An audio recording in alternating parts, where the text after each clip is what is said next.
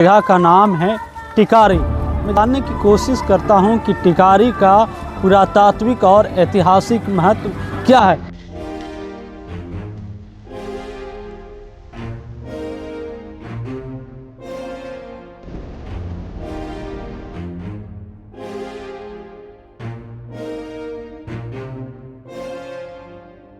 भारत में मुगलों का पतन हो रहा था और अंग्रेज अपना पैर पसारना शुरू कर दिए थे।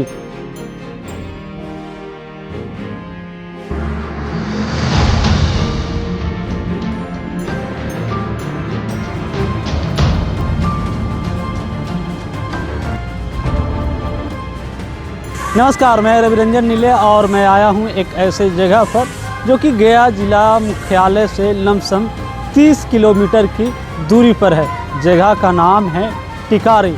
मैं जानने की कोशिश करता हूं कि टिकारी का पुरातात्विक और ऐतिहासिक महत्व क्या है। सबसे पहले हम लोग ये जानते हैं कि जिस टिकारी के बारे में आज मैं बात करूंगा, आखिर इस टिकारी का नाम टिकारी क्यों पड़ा।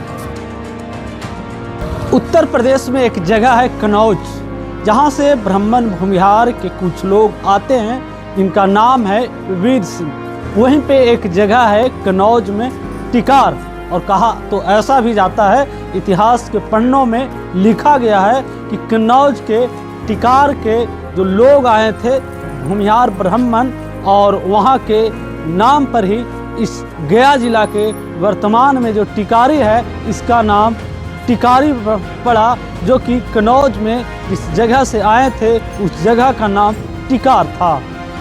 देखिए, औरंगजेब के मृत्यु के बाद मुगल अपने पतन की ओर था, और यह वही समय था जब वहाँ उत्तर प्रदेश के कनौज से चलकर आए थे। कहा तो यह भी जाता है कि जो भी सभ्यता और संस्कृति का भारत ही नहीं बल्कि विश्व में विकास हुआ वह नदियों के किनारे भी हुआ। यह जो आज के वर्तमान टिकारी है वह मोरहर और जमुना नदी के बीच में है, इसीलिए इस जगह को चुना गया था और तत्कालीन उनके द्वारा इस किले का निर्माण किया गया।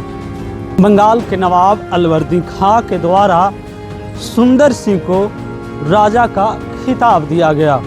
उसके बाद 1758 में जब इनकी मृत्यु हुई तो इनके उत्तराधिकारी के रूप में बुनियाद सिंह को चुना गया। कहा तो यह भी जाता था कि उस समय मुगल और मराठाओं में युद्ध हुआ। उस युद्ध में सुंदर सिंह ने अहम भूमिका निभाया था, और वही भूमिका निभाने के कारण इनको राजा का खिताब दिया गया। भारत में मुगलों का पतन हो रहा था और अंग्रेज अपना पैर पसारना शुरू कर दिए थे। बंगाल में मीर कासिम का शासन था।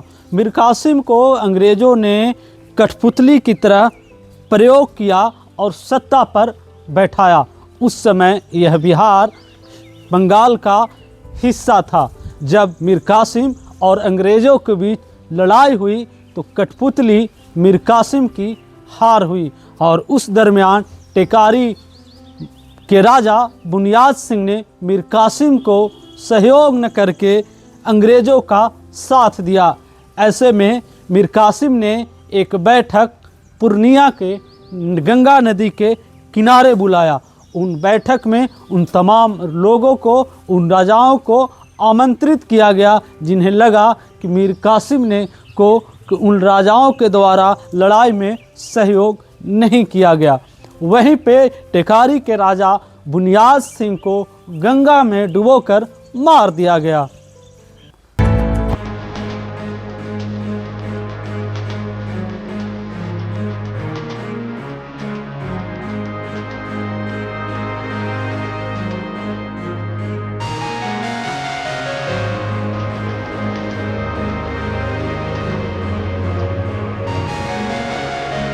इतिहास में हर एक वंश का एक गोल्डन एज रहा है जिसे स्वर्णकाल कहते हैं। जैसे कि गुप्त राजाओं का एक स्वर्णकाल था। समुद्रगुप्त को कहा जाता था कि गुप्त काल उस समय जितने भी राजाएं हुए उनमें समुद्रगुप्त के काल को गोल्डन एज कहा जाता था। इसी प्रकार से टिकारी के एक महाराज हुए मित्रजीत सिंह। इनके काल को टिकारी के लिए स्वर्ण काल की संज्ञा दी गई, जिनका देख रेख पढ़ाई लिखाई तो पटना में हुआ। गया एक धार्मिक स्थल रहा है, जहाँ एक तरफ बोध गया जो कि अपनी ज्ञान परंपरा के लिए जानी जाती है, तो दूसरी ओर गया मोक्ष के लिए जाना जाता है। ऐसे में जो भी तीर्थयात्री, जो भी पिंडदान करने के लिए गया में आते थे, और जो भी तत्कालीन समय में पैसा आता था, उन्हीं के करों के द्वारा टिकारी के संचालन करने के लिए आया, यूँ कहें कि आय का एक मुख्य स्रोत था। देखिए, अंग्रेज भारत में सत्ता स्थापित करने के लिए यहाँ के उस समय के राजाओं को कठपुतली की तरह नचाते थे, उन्हें अनेक तरह के उपाधि से नवाजते थे। तो टिकारी के भी महाराज मित्रजीत सिंह को अंग्रेजों के द्वारा राजा की उपाधि दी गई। विकिपीडिया पर आई खबरों के अनुसार यह कहा जाता है कि जो पटना में हाई स्कूल का स्थापना हुआ था, उस हाई स्कूल की स्थापना टिकारी महाराज मित्रजीत सिंह के द्वारा ही 1835 ईस्वी में किया गया था। टिकारी महाराज, या यूँ कहें कि टिकारी एस्टेट, आज मुजफ्फरपुर, चंपारण, छपरा और पूर्वी चंपारण का वह क्षेत्र जो आज कईक जिलों में विभक्त है, वह क्षेत्र तो था ही, लेकिन तत्कालीन समय में कहे जाने वाला वह मगध के आज के तमाम जिला जैसे कि औरंगाबाद, गया, जहानाबाद, अरवल, नवादा, नालंदा और आज का वर्तमान गया जिला उस समय टिकारी महाराज के अंतर्गत आता था। है कि मित्रजीत सिंह के कार्यकाल को स्वर्ण युग बोला गया, क्योंकि आप देखें कि इनका एरिया, टिकारी का फैलाव कहाँ से कहाँ तक पहुँचा था, और रेवेन्यू वित्तीय जो साधन था वह सारे लोग आते थे। संसाधनों पर सभी जगह से यहाँ पे रेवेन्यू कलेक्ट होता था, और मित्रजीत सिंह ने इस टिकारी स्टेट को लगभग उन तमाम क्षेत्रों में बढ़ाने का काम किया, जहाँ आज के वर्तमान बिहार का कह सकते हैं कि आधा हिस्सा, आधा क्षेत्र टिकारी स्टेट के अंतर्गत आता था।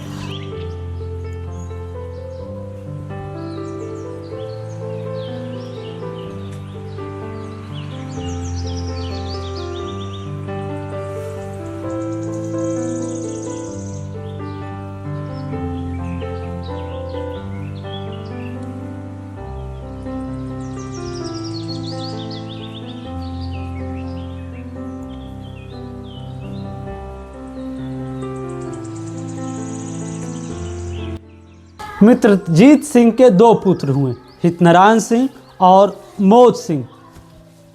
टिकारी स्टेट को दो हिस्सों में विभाजित कर दिया गया। हितनारायण सिंह के हिस्से में 16 आना में 9 हिस्सा आया, और मौज सिंह के हिस्से में 7 आना आया। और कुछ ही वर्षों में हितनारायण सिंह अपने पारिवारिक जीवन से त्याग कर साधु का रूप ले लिया और गृह को त्याग दिया।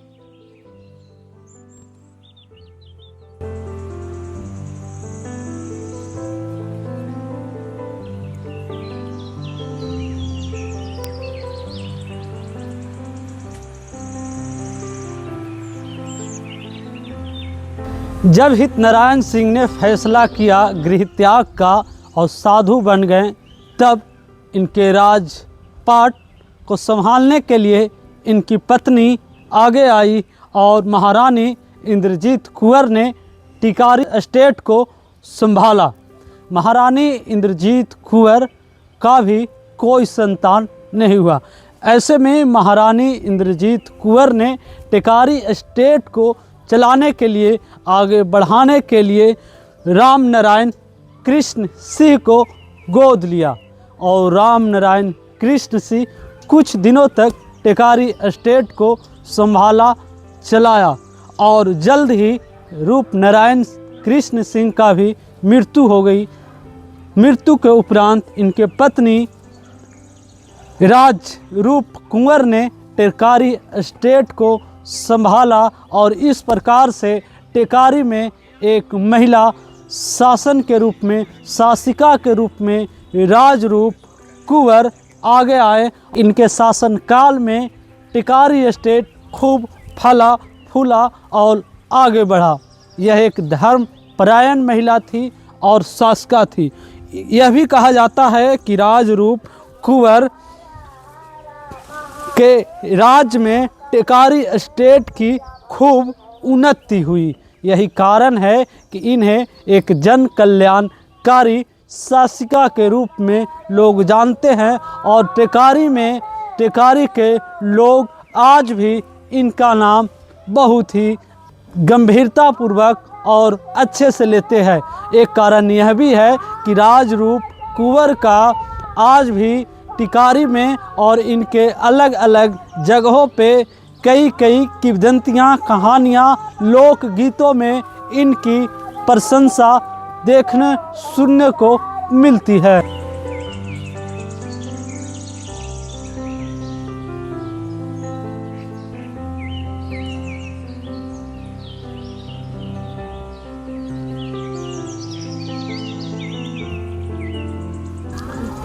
टिकारी स्टेट के महारानी राजरूप कुंवर को यूं ही कल्याणकारी स्टेट के लिए नहीं जाना जाता था। वह अपने शासनकाल में टिकारी की आधारभूत संरचना जैसे कि सड़कें, अस्पताल, रोड और स्कूल, तालाब, इस तरह के कई ऐसे योजनाएं आधारभूत जो कि यहाँ के आम जन के लिए जो प्रतिदिन के लिए ज़रूरी था, उन कार्यों को भली भांति निर्वहन की थी। टिकारी में महारानी ने एक स्कूल भी खुलवाई थी। इसी प्रकार से अपने शासनकाल में राजरूप कुंवर ने सैकड़ों तालाब का निर्माण कराई, जिससे यहाँ के लोगों को सिंचाई के लिए पानी उपलब्ध हो सके। उसी प्रकार से विकिपीडिया में लिखा मिलता है कि कुंवर ने टिकारी से फतेहपुर के लिए सड़क का भी निर्माण कराई थी। और हॉस्पिटल की अगर हम बात करें तो उस समय विक्टोरिया के नाम से, जो विक्टोरिया महारानी हुआ करती थी, उसके नाम से द इम्प्रेस डिस्पेंसरी नाम के एक हॉस्पिटल खुलाई थी, जहां लोग आते थे और मुफ्त में इलाज करते थे।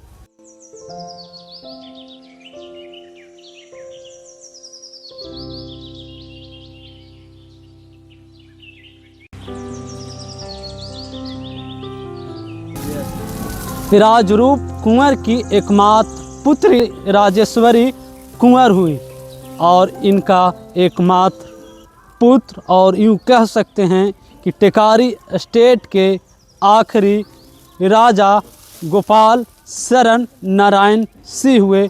और यही वह वक्त था जब भारत अंग्रेज़ों के हाथों से गुलाम हुआ। भारत में एक नई शासन व्यवस्था की आगाज़ हुई, एक नया सूरज उगा और भारत में तिरंगा फहराया।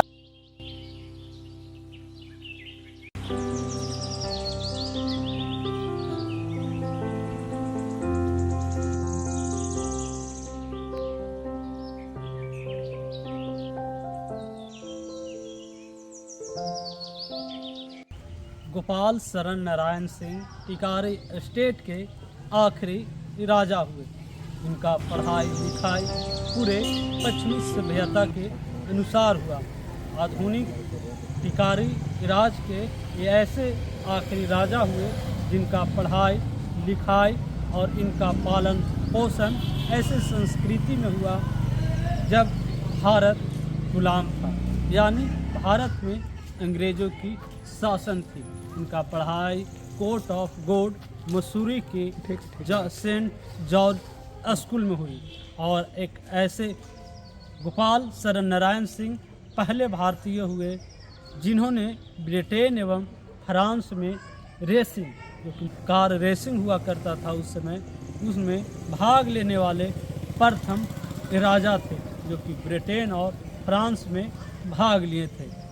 प्रथम विश्व युद्ध में भाग लेने के लिए फ्रांस गए थे, जहां इन्होंने अच्छी तरह से लड़ाई की और लड़ाई करने के उपरांत जब भारत लौटे तो अंग्रेज़ों के द्वारा इन्हें लेफ्टिनेंट के तौर पर वहाँ जो हिस्सा लिया था और अच्छे परफॉर्मेंस के कारण इनको यहाँ के लोगों के या यूँ कहें अंग्रेज़ों के द्वारा कैप्टन की उपाधि दिया गया था।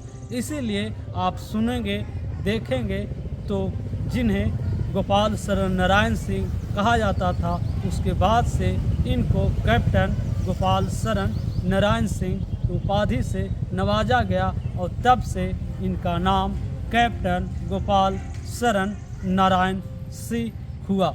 टिकारी के महाराज गोपाल शरण नारायण सिंह का ऐतिहासिक और राजनीतिक करियर के बारे में बात करें तो 2 बार इनका लड़ाई दरभंगा महाराज रामेश्वर सिंह के साथ हुआ और दोनों लड़ाई में इन्होंने दरभंगा महाराज को हराने का काम किया। जब भारतीय राष्ट्रीय कांग्रेस पार्टी देश की लड़ाई लड़ रही थी तो उस लड़ाई में इनका भी अहम योगदान था। बांकीपुर में हुए सम्मेलन में इन्हें को भी सदस्य के रूप में नामित किया गया था, चुना गया था और बांकीपुर का वह सम्मेलन 1912 ईस्वी में हुई थी। उसके 10 वर्षों के उपरांत मगध का वह क्षेत्र जो कि आज का आज़ाद पार्क के नाम से जाना जाता था, वहाँ भी जब कांग्रेस का सम्मेलन हुआ तो यहाँ टिकारी के महाराज गोपाल शरण नारायण सिंह ने हिस्सा लिया। आज़ाद पार्क में ही यह निर्णय लिया गया कि मोतीलाल नेहरू और CR दास के नेतृत्व में कांग्रेस पार्टी के अंदर ही स्वराज दल का गठन हुआ और वह गठन आज के व्हाइट हाउस कहे जाने वाले तत्कालीन कैप्टन गोपाल शरण नारायण सिंह के आवास पर भी हुआ था। एक बात और कि आज का जो पब्लिक लाइब्रेरी है और गया क्लब है वह भी गोपाल नारायण शरण सिंह के दान में दी हुई भूमि पर बना हुआ है। स्टेट टिकारी किला को बचाने के लिए लगातार यहाँ के जनप्रतिनिधि, सामाजिक कार्यकर्ता और यहाँ के लोग संघर्ष कर रहे हैं। बिहार के लोग पर्यटन के रूप में दूसरे राज्यों में, दूसरे स्टेटों में जाते हैं, घूमते हैं, आनंद लेते हैं, लेकिन हमारी एक प्रश्न है यहाँ के शासन से, यहाँ की प्रशासन से, यहाँ के लोगों के, आखिर टिकारी स्टेट और टिकारी किला को क्यों न इतना सुंदर, स्वच्छ और इतना पर्यटन स्थल होने के बावजूद भी, इतना दर्शनीय स्थल होने का बावजूद भी इसे संरक्षित नहीं किया जा रहा है। कहने के तो यहाँ पे सरकारी तौर पे इसे संरक्षित स्थल के रूप में घोषित किया गया है, कुछ यहाँ पे गार्ड भी लगाए गए हैं, लेकिन आज भी यह किला अपने आप को संरक्षित करने के लिए महसूस कर रहा है। यहाँ आज भी दिन प्रतिदिन अतिक्रमण होते नज़र आ रहे हैं। अगर हम बात करें दूसरे स्टेटों की तो वहाँ पे आप देख सकते हैं किस प्रकार से प्राचीन इमारतों की, प्राचीन धरातल इमारतों को संरक्षित किया जाता है और यहीं के लोग वहाँ जाते हैं, भ्रमण करते हैं और वहाँ के रेवेन्यू को बढ़ोतरी करते हैं। तो क्यों न बिहार सरकार की सिर्फ जिम्मेदारी इसमें नहीं बनती है, हम आम लोगों को भी जिम्मेवारी बनती है कि इस टिकारी किला को संरक्षित करें और इसे सौंदर्यीकरण को बढ़ावा दें। यहाँ भी पर्यटन के रूप में दूसरे स्टेट से लोग आएँ और यहाँ के लोगों को बिहार के रेवेन्यू में इनका भी एक योगदान हो।